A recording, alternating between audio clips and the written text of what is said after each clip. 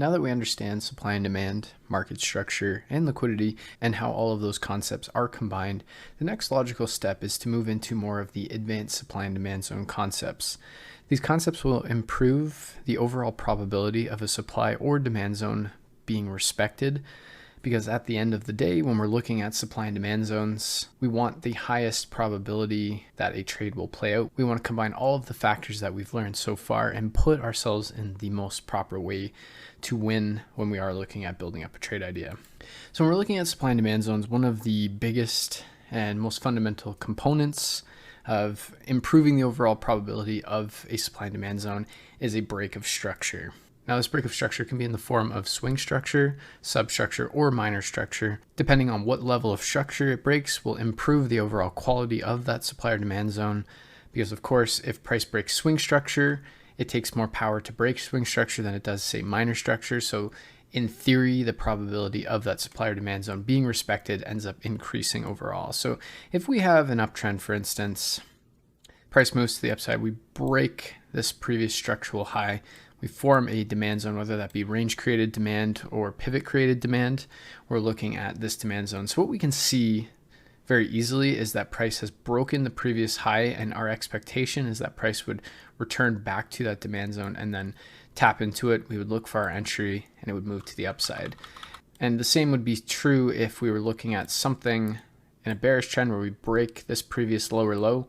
We'd be looking for a pivot created supply or a range created supply, the expectation that price would return back to the supply zone. We would look for our sell opportunities within the supply zone, and then price would continue on. But the biggest factor to consider is the fact that price has broken structure. Now, what we might also have, if we're looking at price action, is we might have something like this, where price has created a range in swing structure. We're starting to create substructure where we're creating lower lows and lower highs as we create that pullback. And then we switch to minor structure, and now we're breaking structure. Now what we can see is we have a few different points to look at. We have 3 different breaks of structure. We have break of substructure creating minor structure. This would be our change of character. We have a break of minor structure with this high here. And then we have another break of minor structure, which is also a break of the swing structure. So what this provides us is 3 different points of interest that we could be looking to buy at, as all 3 have broken various points of structure. Now, what I had said earlier is that something that breaks swing structure is going to be higher probability in terms of the overall strength that it takes to break that bit of structure. But one thing we should also take note of is where we are in the leg of price. Now, what I mean by that is if we look at the range of the swing structure and look at where the last demand zone that was created that broke swing structure, we can see that it's the very last demand zone, the very top demand zone. And while that might be a high value area to look for buy setups, more often than not, price likes to go to the extreme. And we know from the liquidity videos, what does that mean? It just means that we're going to be filling internal range of liquidity. We're going to fill a liquidity void before we move to the upside. But what we could see initially is we could get a reaction, because what we've said in many videos is that price may react off of supply and demand zones before it commits to an extreme. And what does this end up doing? It just ends up building more liquidity for price action to come down to the extreme. But at the end of the day, the main thing to take note of is that to improve the probability of a supply or demand zone would be through understanding breaks of structure. Again, it can be a break of swing structure, a break of minor structure, a break of substructure. Of course, the highest probability would be to look for demand zones that break swing structure. And then one thing that could be said through all of this bit of price action, because of course, in theory, this would be the demand zone that broke this swing structure, but the start of that move actually came from this, which is the extreme. So in theory, the push to create that move to the upside would have derived from the higher low that is forming here in this uptrend. Because if we did something like this, what we can see is this was a high, this took out the high, this created a demand zone. We've broken structure from that demand zone, price returns to the demand zone, and then once we tap into that demand zone, price then moves to the upside, breaking the newly created higher high, and the price continues moving to the upside. And then we would just wait and see where price ends up moving down to then look for another potential entry, or at least an understanding of where price is likely to continue moving to the upside. So what we'll do is we'll just look at a couple examples of supply and demand zones here on euro dollar. We're gonna look at 15-minute. We might switch to 1 minute as well. But for now, we'll just start on the 15-minute and see how we get on. What we can see if we're just looking at this little bit of price action, we can see that we have a few demand zones already clearly marked out. You can see that we have swing structure right here, price ranges, and then we break that swing structure. And if I just move the chart to the right, and what we can see is because we broke swing structure, we created range, created demand. We're in an uptrend already. If I just scrunch the chart a little bit, we can see that we're in an uptrend. So we know that the expectation is that price will continue moving to the upside. We can see that price taps into this demand zone and continues moving to the upside. Now, if we add on some liquidity concepts, we can see that we're just building a bunch of liquidity just above this zone. So it improves the overall quality of this trade setup. But again, the reason why the probability increases on this particular demand zone is because this broke swing structure, and we can see it also broke some minor structure within, because of course we have some movements, especially if we're looking on, say, the 1 minute time frame, where we switch from substructure to minor structure, we break that minor structure and continue. So we have a couple different points, but where does it come down to? It comes down to essentially the origin of that break of structure, that break of swing structure, and then price continues moving to the upside. And then if we look at this next bit, again, we have swing structure. Price breaks that swing structure, continues on making higher highs and higher lows. Price returns back to this demand zone, reacts, and then continues moving to the upside. And if we're looking at it from an intraday lens, these areas are more than enough to bank percentage, to take trades, to take longs, targeting prior supply zones and targeting internal range liquidity. Now, if we look at this area, we can see that we break swing structure once again. We create a demand zone. Price returns to that demand zone and continues moving back to the upside. Now, of course, it's not always going to be a perfect world where demand zones get respected. We did discuss in this area about the variance between the 15-minute and the 4-hour, but what we can see is price breaks swing structure. We create a point of interest. If I just do that, a little demand zone, what we can see is we do get a reaction initially, but where's price ultimately going? And this is where it comes back to the combination of looking for more of the extremes of demand and supply zones. This is a little bit more complex, I'll admit, because we continue to break structure to the upside before we come down to this last untapped demand zone. But if we look at it in the lens of liquidity as well, we have liquidity. Once we start reacting off of this point of interest, we're just dropping more liquidity. We have a large liquidity void, and we have this point of interest. And if we just compare the breaks of structure as well and the momentum that's come, we can see that this is a very large range. And we know and understand that ranges are, in theory, a collection of orders that are existing in the markets, because the market is said to be at fair value. So there's a lot of orders changing hands in and around this zone, which is why price is contained in a small range. Once there's enough orders that create that imbalance, price then moves to the upside. And what we can see with this large candle is there's a lot of momentum, a lot of volume in that candle, and price then continues moving to the upside. Now, if we do look at this bit, we do have some wicks here, and what we can see is we do break some small structure, not much of a pullback to consider that a full-on 15-minute bit of structure, but it's definitely worth noting. We can see that it does create demand, price comes down to that demand. So this is valid because it breaks minor structure and continues moving to the upside. What we can see is there is a demand zone that would be resting within this wick, more than likely found on the 1 minute time frame. Price taps into that and then continues moving to the upside. Again, we break structure. We get a more clean pullback because, as we can see, this is a pretty messy pullback. It doesn't move very far in the grand scheme of things, about 9.5 pips. This one moves about almost 13, so a little bit bigger pullback. And what we can see is the move that breaks structure. If we're just comparing, again, we're comparing this break to this break. What we can see is this is a nice clean push that breaks structure, a lot of volume in this candle, a fair amount of commitment. If we see, we break it by about 5 pips, whereas this one, we break it by about 2 pips. So definitely if we're looking at this versus this showcases that a lot more orders have come into the market versus this one down here. And as a result, what we can see is that price reacts initially and then continues falling. And then finally, the same can be said for this area. Yes, we do break structure. Yes, we do have a potential demand zone here. But what we can see is price reacts on a very low time frame, as we can see in this wick right here. If we were to look on the 1 minute time frame, we would be able to see that this is a reaction, a very small one. Price moves to the upside and then continues falling down. We test this next demand. Demand does not hold. Why? Because we have this much larger demand zone to help propel market. But we're able to use the understanding of breaks of structure to understand demand zones' likelihood of probability. And then what we can do to add just to that is just comparing the breaks of structure on previous zones when we start to get price action that's starting to do this sort of stuff. Again, this begins to create a variance on the 4 hour, where the 4 hour is still continuously trending to the upside. This is more of a pause in the market on the 4 hour, but on the 15 minute, we're starting to see a slowdown, a potential switch in trend, and then a move back to the upside, and then followed by the real 4 hour pullback. So now if we just move on to the supply zones, now that we've switched from bullish to bearish, what we can see very quickly is that price creates a low here. And at this point, this is still substructure within the swing structure on the bullish side until we actually break this low.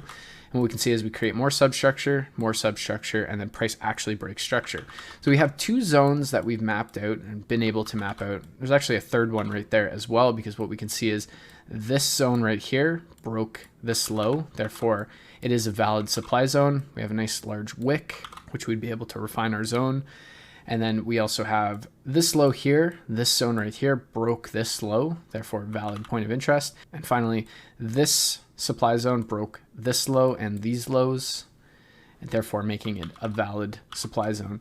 Now what we can see is when we have multiple supply zones stacked with amongst each other, we have to start putting on our liquidity cap as well, just to understand what's happening from an order flow basis.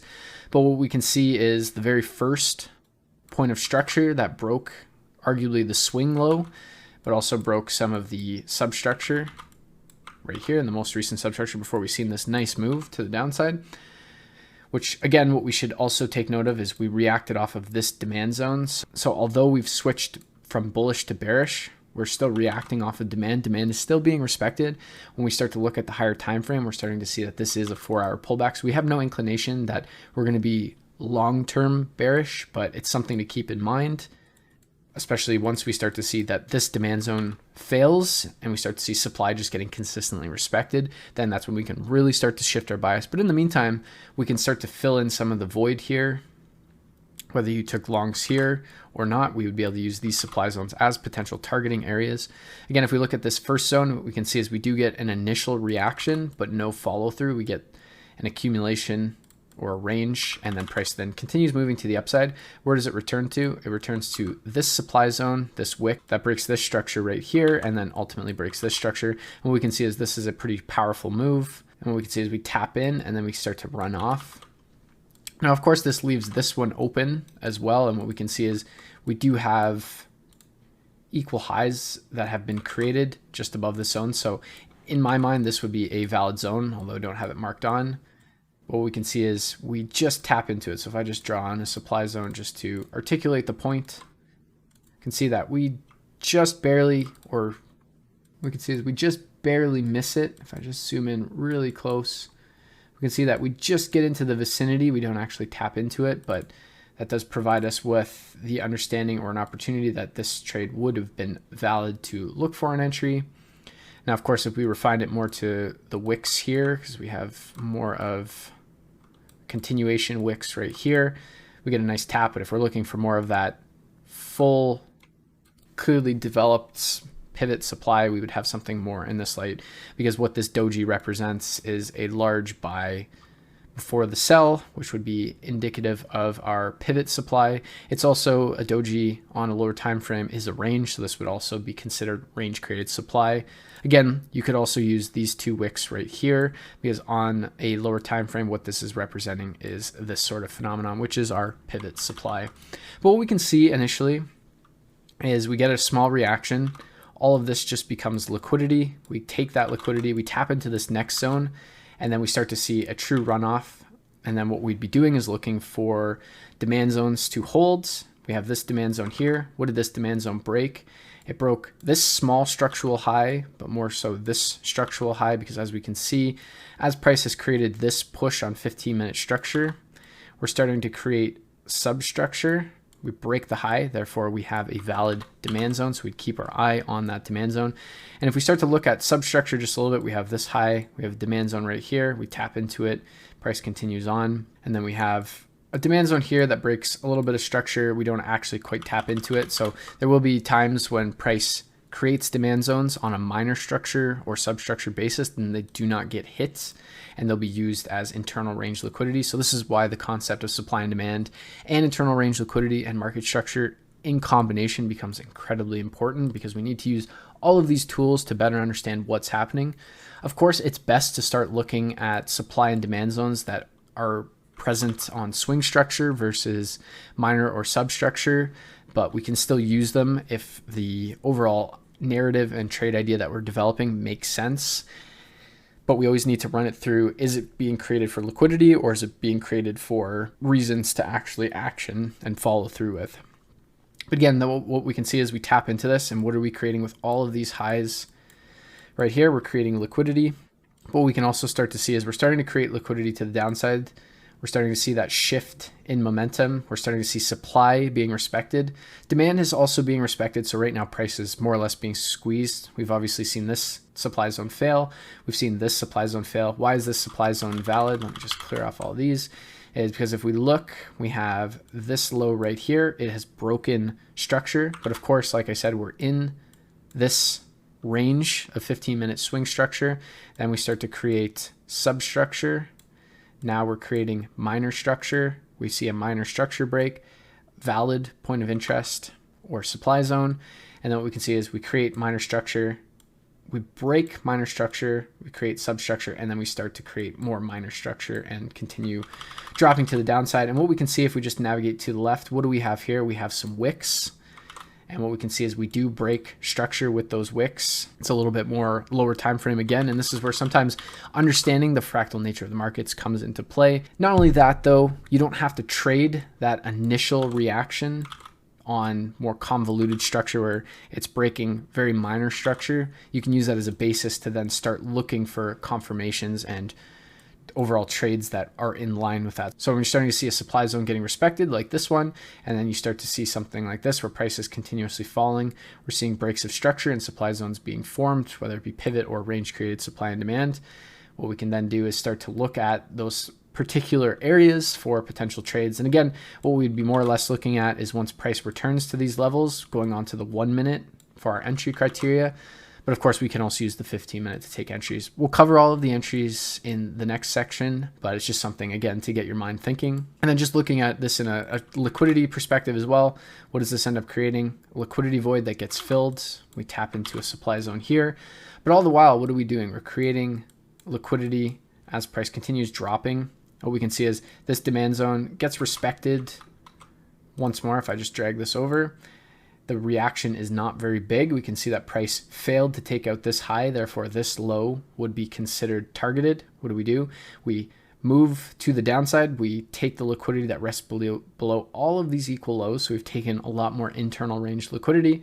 We've reacted to our demand zone, and that's where we see that push to the upside. All the while, though, we know that we're starting to switch bearish on the 15-minute. We have a untapped or fresh supply zone that has yet to be taken. And what we can see is this is more at the extreme that broke the swing structure on the 15-minute chart. And what we can see is we've created a lot of liquidity above it. We've created a liquidity void. We have a liquidity void that filled here, liquidity void that filled. But what does this end up doing if we have multiple liquidity voids? It creates a lot more liquidity. The fact that we have this supply zone creates the understanding that this liquidity that's created is actually relevant. Now, of course, if we just had a bunch of liquidity resting, but nothing up here, then there would be no real discernible reason that this liquidity needs to be taken before any real move happens. And what we can see is then price takes the liquidity, taps into the supply zone, and then continues to the downside. And that's when we start to see price begin to shift from bullish to bearish on the 4-hour chart. We start to see daily breaks of structure, and then the trend begins to shift from bullish to bearish on the higher time frames. Now, one thing I'll do just to continue explaining things a little bit further is we're just going to look at price action in this little bit of area, look at a couple zones on the 1 minute. Why? Just because then it allows us to filter out some zones that we're looking at. It allows us to understand the lower time frame market structure, and more specifically, it just gives us a lot more examples that we can very easily run through in a little bit more quick fashion. So we'll just start in this area right here. So we can see, if we're just looking at this, we're in an uptrend. We start to break to the downside on the 1 minute chart. Of course, we are bearish on the 15 minute, and we're starting to see a move to the upside. We can see that price has created equal highs. We've broken structure. So what we can see is this point has broken structure. We've broken swing structure, and we've begun to break substructure and taken out all of the internal range liquidity. And then price has broken that structure and then continued moving to the downside. So looking at this as a valid demand zone is definitely reasonable. It makes sense, and it is entirely valid, especially if you were to refine it to, say, this wick right here using lower time frame refinements. Again, this would be more of a seconds demand zone then, or something like this. Of course, we do spike below it, which is an indication that price is more than willing to trade lower. But at this point, if we didn't have this bit of information, we're just waiting for price to react. If we're looking at this, yes, that is tradable, but more than likely, you're not really going to get a whole lot of a move out of that. But as you can see, this demand zone was valid because we broke structure. But again, this is where multi-time frame market structure really comes into play, because now we're looking at the 1 minute. We know that the 15 minute, the 4 hour, and the daily are bearish, so looking to buy is incredibly risky. If you are looking to buy in a counter trend perspective, then you need to be much more aggressive. But we'll focus more or less on the sell side of things, just because we are looking for pro trend moves. Those are the easier, or arguably easier, moves to catch, and those are the ones we should be focusing on early on in our journey, because it's easy to try and catch a falling knife or try to call a top or call a bottom, but it's a lot harder to actually trade them. And if we can shift our mindset from trying to find reversal points and trying to instead follow the trend, our trading just becomes a lot easier to manage psychologically, and it's just a lot easier to look for trades and be in trades when they're pro trend. So now if we look at this supply zone, what we can see is we have a break of structure and we have a break of swing structure. Also, we break 15-minute swing structure. So there's a lot of confluence. There's a lot of structure breaks that are as a result of this particular move, because as we can see, we go just like that and break structure. Of course, if we're looking on 15-minute swing structure, we have this entire move. And now we're just looking at areas that make sense. And if we just look at this move in general, what we can see is we break structure here, we break structure here, we break structure here. So in theory, there may be a valid supply zone in these wicks. We can see that we break structure would be from this point. We break structure here, therefore this would be a valid supply zone, and as we can see, it does get respected. And then we now have broken real structure, a lot of structure. And if we're just factoring in, this is where it comes thinking critically about the moves, as well as this move that has broken all of this structure, taking out the 15-minute swing structure, the 1 minute swing structure, and some of this minor structure. We can see that that move is a lot bigger and more powerful than all of this mess in here. So it gives us a little bit better or stronger indication that this is probably going to be a respected zone. And what we can see is the zone itself is drawn using this pivot, which is this large bullish candle. But what we can also do is we can refine it to this top wick, or we can refine it to this inside bar, or the inside bar plus the wick. This is where refinements on your own personal study will come into play. There is nothing wrong with using any of those methods that I just described when you're marking out this particular supply zone. And as you can see, regardless of the way you use it, this ends up being a valid tap into that supply zone that we could very much look for a particular trade. So just for information's sake, I'm going to use the inside bar, but also factor in this wick right there just to include that, because what you don't want is price to tap more into this where we have a supply zone on the seconds time frame, because what we know with wicks, when we start to see breaks of structure, things like that, where it creates supply zones, that more than likely this is a supply zone on a lower time frame. And as we can see, price taps into this and then continues running off. And adding on to the liquidity concepts as well, we get a strong move away, and then price has a larger void to fill. And what we can see is we also get liquidity that's created. We have these equal highs, this collection of equal highs. This is what we refer to as inducement. The inducement is the liquidity built for the purpose of tapping into particular zones, because as we can see, we created buy-side liquidity in the form of equal highs just below this supply zone. And what ends up happening, we take the liquidity, we tap into the supply zone, and then what we can see is price then continues moving to the downside. And what we can see is we break structure, we break structure, we break structure. What is all this? This is internal range liquidity that price is taking as it continues moving to the downside. So these end up being targets. And what we can see is we don't actually fully break external range liquidity. We break it just by a pip or so, and then price pulls back. What we can see is we don't get any true taps of supply, because of course if we were looking at something, we'd probably be looking at this candle right here as it broke structure, or something up here that broke structure at more of the extreme. We don't get any of that, which is fine. The markets don't necessarily have to play ball with us all the time. And then what we can see is all of this complex structure. We can start to see we get small breaks of structure, get taps in. This is again looking at more of the fractal nature of the markets, because we break structure, we come back in, we tap into a supply zone that rests within this inside bar, which would be our range created supply, and then price continues moving to the downside. We break truly this structural swing point. Now if we're looking at all this, what do we have here? We have an inside bar. This inside bar is the last point or range before the break of structure. We've broken swing structure, so it's a logical spot to look for sells, and we can draw on a supply zone. It gets a little bit messy. And what we can see there is we have that. And again, if we're just looking at what this little bit of price action represents, and even this little bit of price action, this is inducement. This is liquidity built, buy-side liquidity built just underneath the supply zone for the sole purpose of price to tap into that, take the liquidity, and then continue moving to the downside.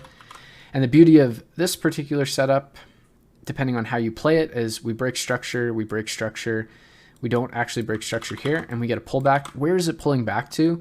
Now we have a couple different options we can use. Again, this comes down to your own refinement and understanding of supply and demand, but what we have is we have a full pivot supply, so we could use this entire range, which would allow us to capitalize on this movement, or we can use our refinement, our fractal supply and demand zone refinement, and understand that this right here is, again, the pivot supply that we could also use. So we can use the larger, more clear pivot supply, which is basically from this range low to this range high, or we can use our refined pivot supply that would be from these wicks. Again, if I was looking at stop losses, which we won't get into too much, but I would want to factor it above the supply zone just to give the trade room to breathe.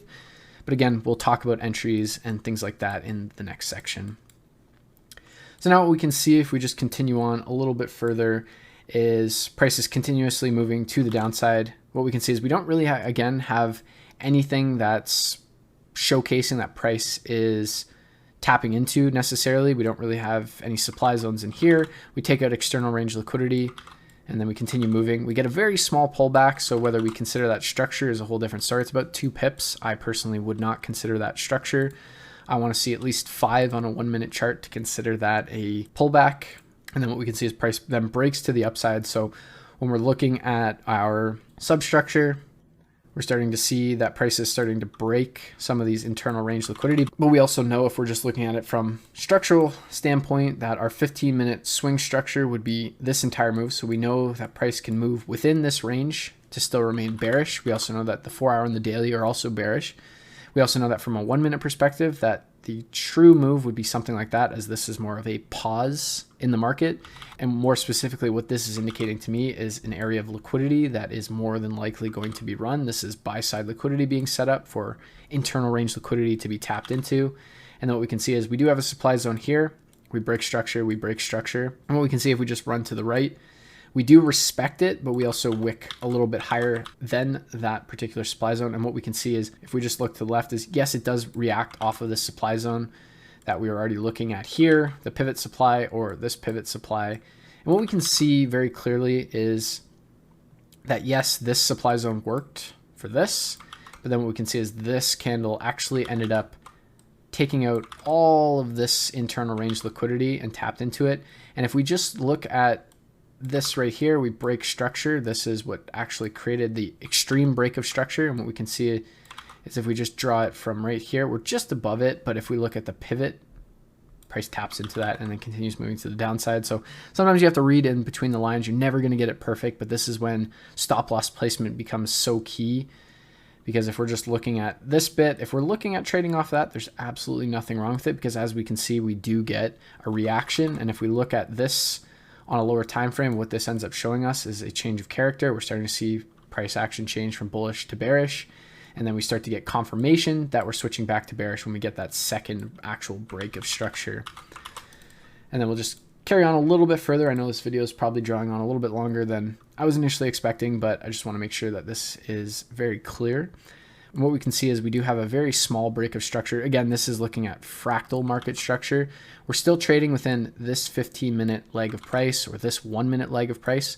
We haven't actually broken closed above this high, so therefore we are still bearish. So if we're looking at that from that perspective, this is our move, so our impulsive move. We have substructure. We're starting to break very small structure, so we're starting to shift to minor, tap back up, and then we're starting to create minor structure. We create some more substructure, and then we start to create more minor structure before we actually take out that swing structure. But as we can see, if I just zoom in just a little bit here, we have a break of structure, albeit very small and minor, and probably not something that I personally would be wanting to trade, but we have a supply zone. And what makes this a little bit stronger probability that I would be potentially looking at this supply zone is the fact that we have inducement being created. We have buy side liquidity once again being created just underneath this supply zone. We also have sell side liquidity being created. We know we're in a bear trend, so now we're just adding in all of the components to say, you know, I know that this broke structure, but the break of structure was pretty weak, but we're super bearish. We're still following that trend. We have liquidity being dropped to the downside, so we know that at some point it's going to target this, and if price is going to continue to the downside, this is the next spot, as well as this, and then before we take out the swing low. We've broken very minor structure, like I said, and we're also creating inducement. We also have a liquidity void. Price taps in and then continues to the downside. Now, if you didn't take that initial trade, that's fine, because in my mind, this is a fairly sketchy looking supply zone in terms of basing it off of this minor break of structure. We can add on to why this zone ends up being a little bit more higher probability in the next videos, but what we can see is this would be our extra confirmation. So we've seen this one play out. We understand why it played out. And what we can see now is we've targeted the liquidity. So the next logical spot is we're going to break swing structure if we're going to remain bearish. We're seeing demand failing, so it makes sense that the next logical stop would be here. We can see that we break structure, and we continue moving to the downside. We do have a supply zone here because we broke structure. We have a supply zone here because we broke structure. But of course, we're trying to focus on extremes. We're trying to factor in liquidity. So it gives us an understanding that this extreme portion is probably the better route to be looking for a trade. But of course, if you looked at these areas, there's nothing wrong with that. It's just being able to react off of certain elements, because as we can see, we get a small change of character. We have a pivot demand. Demand holds. Where is it likely going to go if demand does hold? Well, we're going to attack internal range liquidity before we actually move into supply and continue targeting those swing lows if we're going to continue bearish. So what we can see, again, we have inducement. We even have a little bit of inducement here. All this, again, is just internal range liquidity that's being targeted. Now I have this zone drawn using this bit of area, but what we can very easily do is draw it just like that. And as we can see, similar to the example previous, we just barely tap into that zone. So arguably if you got tapped in that trade or not is a whole different story, but it's tapping into it. And what we can see is if we just start to look at supply and demand in a slightly different way using refinements, we could use this as our zone. We can use something more like this. It really just comes down to where you refine, how much studying you've done. I cannot stress that enough. You need to put in the work in terms of supply and demand zones, understanding what works for you, what makes sense for you that you can repeatably follow, because if you're questioning what you should be using, you haven't studied enough. But I'll give you a little bit of insight why I used this zone specifically is because this is more of a doji. We also have that continuation pivot supply price action, but more specifically because this is a doji, it gives me the insight that this is more of a range on a lower time frame, and that's somewhere or something that I should be mindful of. So this would probably be a good spot, but I'm understanding that price could react to even this wick. So It's just something that I either cover the wick, it's a pip. So even if I have my entry down here, a 2 pip stop loss or larger is not going to be a big deal. So something to keep in mind, especially if we just weigh up the risk to reward. So if we just framed up a really quick trade, just from a risk to reward perspective with a 2 pip stop loss, even just targeting the lows, we have about a 1 to 4.3, which is still a great trade. Personally, I like 1 to 5s at least on minimum, but we know that if we're going to break this swing low, chances are we're going to run below it. So a 5R would make sense. And then if we see just below, we're starting to tap into a higher time frame demand zone. So we would be able to then gauge that price is going to tap into that. But now that we're tapping into that, this might be an indication that we're going to start to see upwards momentum. And what we can see is if we just continue on just a little bit more, we break structure, we create a supply zone is respected. And what we can see is, again, we break structure, we create a supply zone here. We do have one up here as well. If I just get rid of some of my markings, but more specifically, if we're just looking at true structure, we get something like that, a real push. So we'd be able to look at something like that. What do we see? We get a reaction, but not a follow through. We don't actually break this low. Therefore, this high is more than likely going to be targeted. We target the high, create a new higher high, but we haven't actually broken and closed above it. And then what we see is price comes down, we sweep the liquidity, we range, and then we move to the upside, breaking structure to the upside on the 1 minute. We've reacted off of a higher time frame point of interest, and we've seen a change of character. So looking at this would be a valid demand zone. I'm not sure why that's not there anymore. There we go.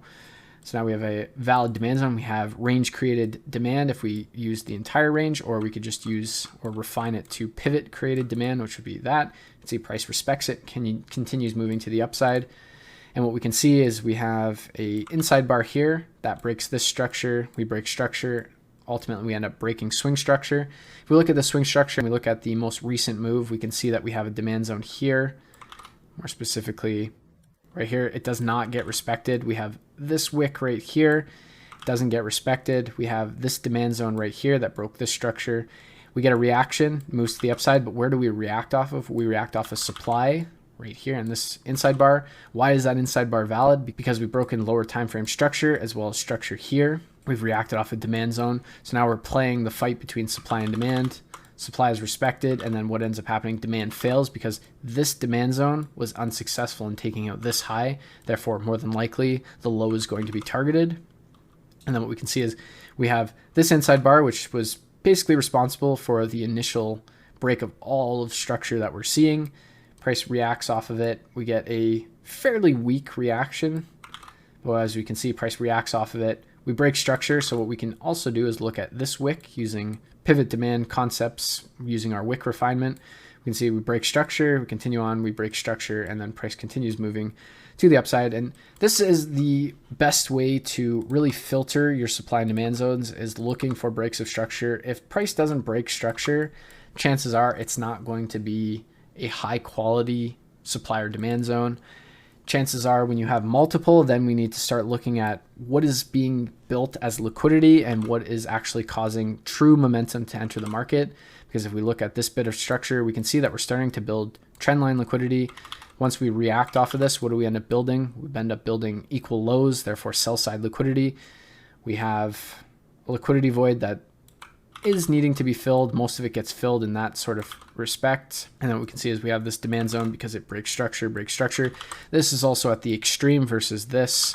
There really isn't a whole lot of liquidity. And what we can see just as price continues moving on, what do we end up doing? We drop a lot of inducement before we get the real tap and then the move off to the upside. So what I recommend doing now is hitting up your charts and start looking at the supply and demand zones that you've mapped out previously, and also map out new ones, and just apply the concept or the understanding of breaks of structure, and just understand which ones work, what they didn't. And if you have instances where you have, again, multiple demand zones, for instance, in an uptrend, start comparing those demand zones amongst each other, look for momentum, use the concepts of liquidity to understand why a demand zone failed and the fact that it more than likely created internal range liquidity.